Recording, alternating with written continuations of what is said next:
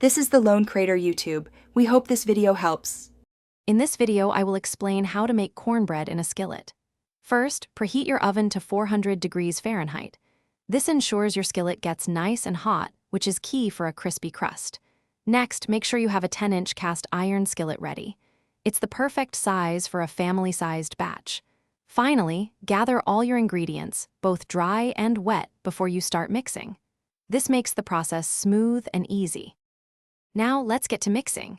In a large bowl, combine your dry ingredients: 1 1/2 cups of cornmeal, 1/2 cup of all-purpose flour, 2 tablespoons of sugar, 1 tablespoon of baking powder, and 1/2 teaspoon of salt.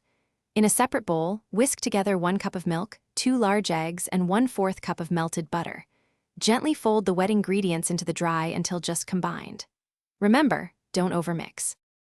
With your batter ready, carefully pour it into your hot, greased skillet. The sizzle you hear is a good sign, indicating that crispy crust is on its way. Place the skillet into your preheated 400-degree Fahrenheit oven. Bake for 20 to 25 minutes, or until the top is beautifully golden brown. To check for doneness, insert a toothpick into the center. It should come out clean. This means your cornbread is perfectly cooked through. Once baked, remove your skillet from the oven and let the cornbread cool for about 5 to 10 minutes before slicing. This allows it to set properly and makes for cleaner cuts.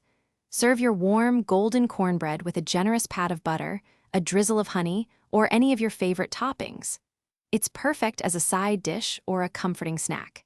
And hey, while you're enjoying your delicious meal, why not let a robot handle the cleanup? Check the description for a link to the Shark AI Ultra Robot Vacuum and other great deals.